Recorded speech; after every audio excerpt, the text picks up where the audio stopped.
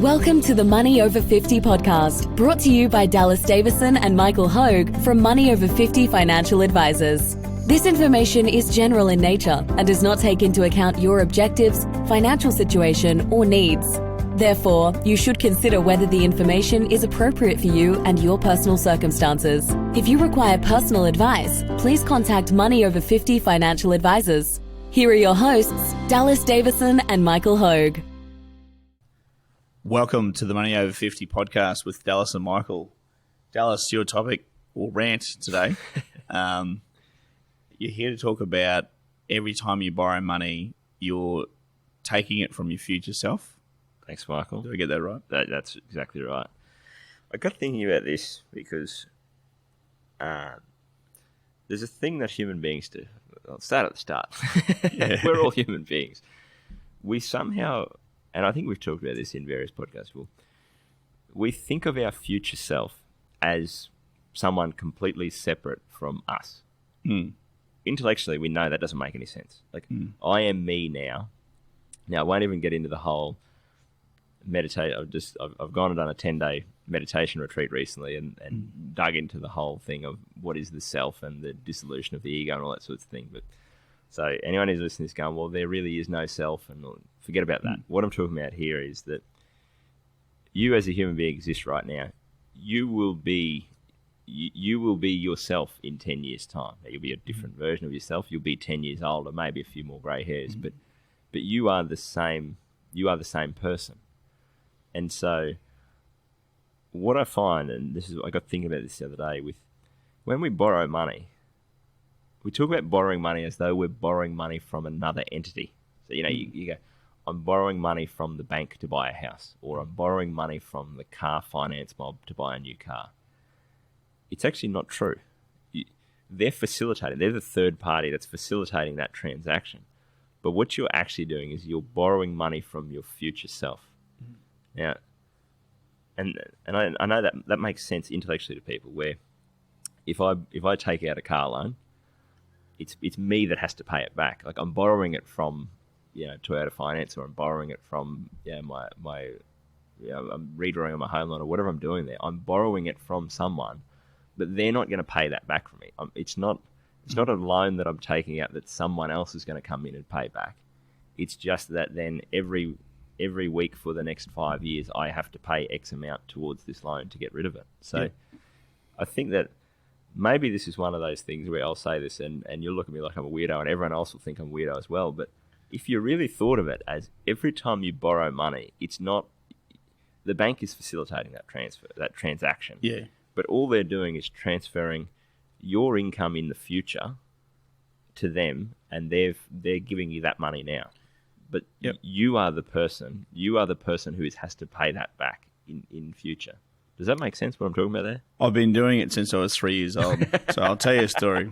When I used to go to the grocery store with my mother when I was 3, and I'd walk past she'd try and hurry me past the lolly aisle, and I'd run into the lolly aisle and ask for lollies and throw a tantrum when she said no, and she'd pick me up and do that thing where mothers talk at the side of their mouth with clenched teeth, saying, if you don't stop this now, you're going to get a belting when you get home. Now, getting home to a 3-year-old was like forever away. was 20 years away. So my future, so I would continue to throw the tantrum. In the lolly aisle. Yes. And I was thinking, I don't care about my future self. That's his problem. My current self wants a lolly right now. And I think and what you're talking about here, Dallas, to be clear, you're talking about luxury items in general here, aren't you? You're talking about unneeded luxury items. You're not necessarily talking about borrowing money to get ahead, of course. You're talking about luxury. I am, but I'm sort of, if you think of it that way, if you think of it as I'm making a decision now, I'm going to have something now that my future self will have to pay for. Would my future self be happy with this decision or not? Yeah. And so, for example, if you were to say, I'm going to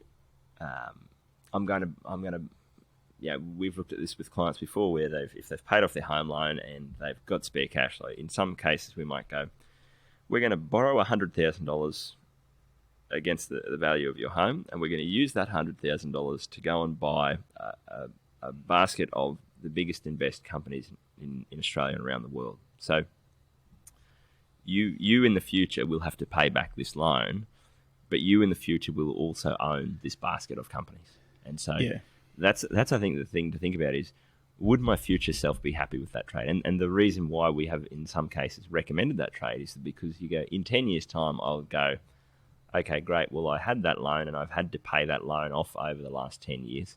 However, my future self gets this basket of companies that is now worth, more than what I paid for it. And the same thing applies with a lot of things where you might buy a home now and say, okay, well, I know that I'm gonna have to pay for that over the next 20 years, but I'm willing to make that trade-off. I know that I have to pay for it every week for the next 20 years, but I get the use of this home for my family for the next 20 years.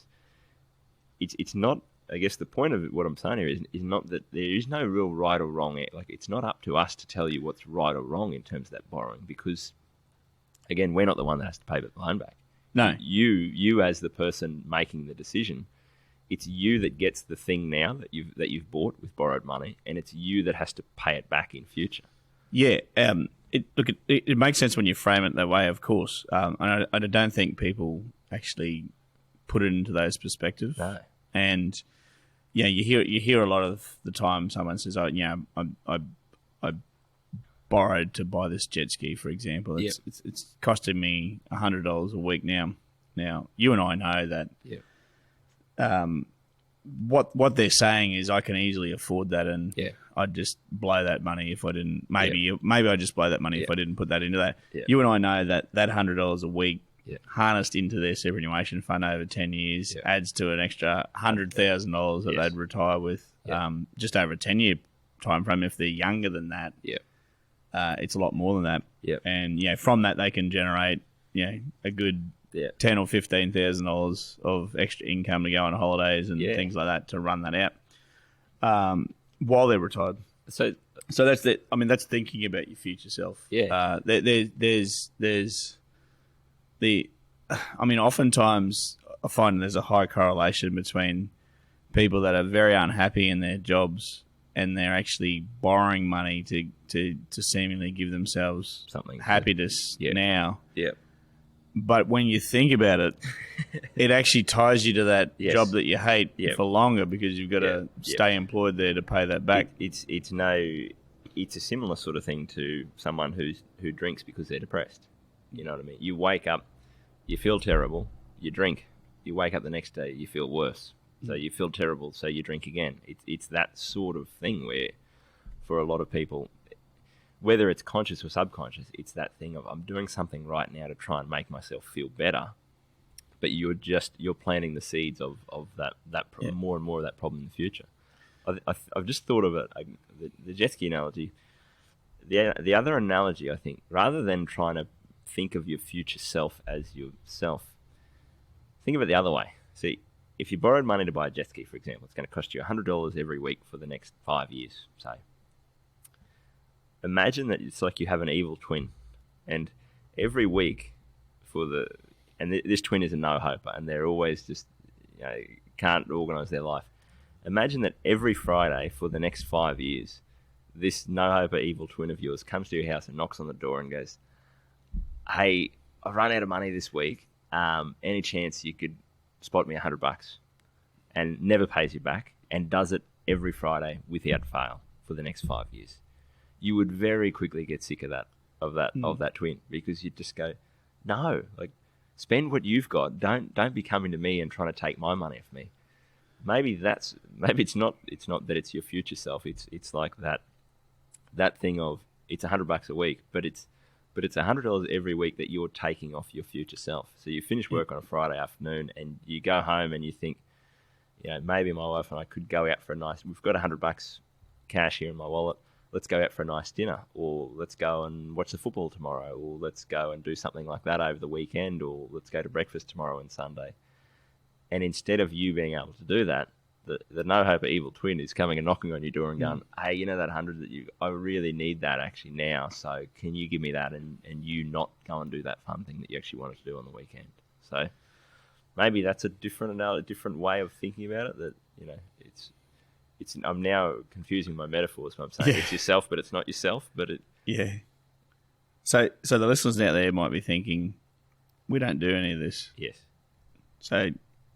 but I think where I find this interesting is that in a lot of cases it's a thing that, and that's why I say before, it's not a black-white thing where I go, you shouldn't borrow money for this or you should borrow money for this. I think that, so the one that I see a lot is people that have too much house for their money, so they can't really afford the house that they're living in. You know, they might be living in a $700,000 house and they can't really afford that. Realistically, they should probably live in a $500,000 house. They're borrowing that $200,000 from their future self. They maybe can't afford that. That's, you know, I think most people, when they buy a house, they borrow money because it's the way that it sort of has to work. Yeah. But if you have too much house for your money, I think it's very easy to put that in a category of, oh, well, it's an investment. I've got that house. The house will go up in value, and that's kind of okay. But it's still you in the future that has to pay for that extra bit of house. And so if you're living in a $700,000 house and you think, I probably don't need this, I could be living in a $400,000 house, and you've got a $300,000 home loan there that makes up that shortfall. If you were to, you basically can repay your future self by doing that. For example, you sell your $700,000 house, you pay out your mortgage, you go and pay cash for a $400,000 house. All you've done is free up your future self from all those repayments. You never have to, you've repaid all that stuff in future. Does that sort of make sense? So I guess the point I'm getting at here is not that you shouldn't buy a jet ski or that you should buy a house or that you shouldn't buy a car. It's that if you think of it in those concrete terms, that every time you borrow money, it is you in the future that has to pay it back. Yeah. It's you in the future that has to make the decision as to, am I happy with that trade that I've made? And am I happy with the thing that I've ended up with over that 20 years or over that 10 years or however long it's taken me to pay back that loan? Am I happy with what I've ended up to show for it? Or do I actually wish that I'd gone back in time to my current self and said, no, stiff bickies, mate, you can't have that thing because I don't want to pay for it in the future. Yeah, look, it makes sense, and I don't think it has to have a point to it. I think we can have certain podcasts where we just say from the start, this is a Dallas rant. Dallas is just going to rant, and that's the type of person he is. He'll go on a rant every now and again, and it may not. It may have a beginning and a middle, but not an end. Not an end. Or like an SBS movie. Yes. Or it might not have a But I think that's what I'm going to start doing in future. Is if I say to someone says to me, I'm going to buy this thing, and I'm going to borrow money from NAB to do it. No, you're not.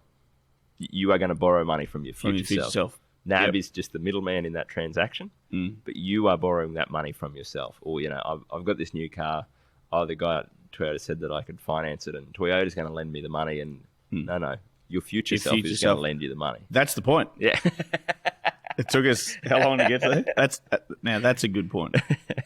So, if you frame it where you're borrowing from your future self, you're not borrowing from Toyota Finance, you're not borrowing from NAB or CBA, you're borrowing from your future self. And you might be happy with that decision, or you might not be, but that is the way to frame that. It's decision. A good way to think about it. Yeah. Will my future self be happy with this?